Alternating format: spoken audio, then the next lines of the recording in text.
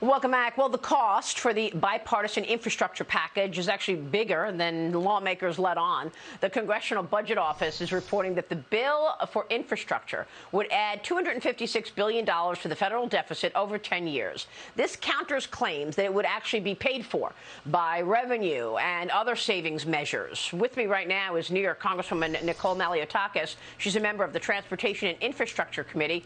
And Congresswoman, it's great to see you this morning. Thanks very much for being here. So now we understand that the infrastructure bill is higher priced than your colleagues have let on, just like the larger $3.5 trillion package. The spending bonanza is actually $5.5 trillion, according to Maya McGuinness from the Committee for a Responsible Budget.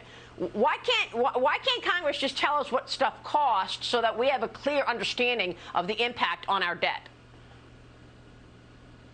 Well, I certainly believe that we need to be more transparent with the American people. It doesn't make sense to pass something so that we can find out what's in the bill later. Look, I've had grave concerns about spending, about the rise in inflation. The $1.9 trillion package was filled with unnecessary spending, as we know now, and I've tried to expose that at that time. With this particular bill, it's interesting because, you know, a bipartisan group has put it together, yet this is probably the best that we could possibly get, considering what may happen to it when it gets to the House of Representatives. You know, Nancy Pelosi is saying that in addition to this, she wants to jam through $3.5 trillion in socialism spending, and that's going to be a major problem for all of us. And yes, I think that there are some amendments being proposed. We could certainly shave off some of the unnecessary costs in this infrastructure bill, but infrastructure is very important to our economy. It's very important to our society. We do need to make sure that our roads and highways are being paved, that our bridges and tunnels are being properly maintained. For economic activity, the ports, incredibly important. You know, I represent it here in New York Harbor. That is so important, the maritime industry, for trade. So I think there is going to be some revenue here that the CBO did not account for, but I still think it's going to add to the deficit.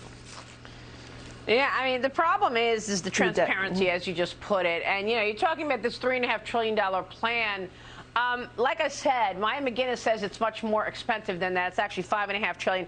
Check out Kimberly Strassel's op-ed in the Journal this morning, the GOP's bad infrastructure deal. She goes through a litany of things that the Democrats are getting, and the Republicans aren't getting anything. So I think it's important to understand that, sure, we understand that we need roads and bridges and money invested in infrastructure. We all feel it every day. But, you know, should we be doing that when there's a $21 billion earmarked for environmental remediation, or a $50 billion under the catch-all category of climate resilience and Western water storage? The bill is better viewed as step one of President Biden's Green New Deal, according to the people that they're quoting here.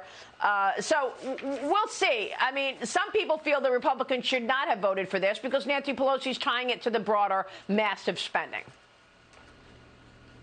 Well, if she's tying it to the massive spending, then absolutely there should be votes against it. However, what I'll say is this. The Democrats are in control right now, so the Republicans don't have as much leverage as people would think. That's right. If at least we take back the House next year, we'll have more ability to have more checks and balances. But I agree with you. I mean, I think that it could be a better bill, and certainly we should not be kowtowing to the socialists, as Nancy Pelosi is doing right now, and you just saw that happen with the housing moratorium. The moderate Democrats finally stood up against them, but then they found a roundabout way to do it through the CDC. Well, that's unbelievable, by the way, okay? I mean, people could just live places for free. I've never heard of anything in my life. There is absolutely no rule of law. I mean, you know. So speaking of, let me get to New York and the issues that we've been talking about in your part of the world. Impeachment could be in the near future for New York Governor Andrew Cuomo, we're told. State lawmakers say that their investigation into the harassment allegations against him is nearly finished. A spokesperson for Cuomo said that the governor will cooperate with the impeachment probe, but he will not resign. Congresswoman, what do you think is going on here? You know, some people say his days are numbered, but I don't think he sees it that way.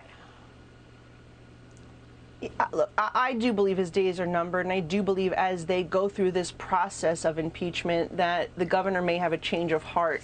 I do believe that they very well, and I know, speaking to my colleagues that I used to serve with the New York State Assembly, that they do have the votes to impeach the governor. So this is only going to get worse for him, and I think he's just going to have to realize that it's time for him to go. And you have every member of the congressional delegation from New York, plus President Biden, plus your own New York State Democratic chairman, plus 82 members of the Assembly, when you only need 76 votes for impeachment. You know, that is something that I think is going to be a wake-up call. And again, I've always said that he should be resigning because of the nursing home scandal. That in itself was reason for the governor to go. He mismanaged that. 15,000 people died, much more than needed to, than should have, I should say. And if he had used the U.S. Navy Comfort Ship and the Javits Center, it would have been very different. Yeah. But in addition to that, this report was damning, and it really, corroborated the stories of 11 accusers. And the governor was very quick to call for other assembly members of his own party to resign when they had been accused of sexual harassment. So we can't have a double standard here.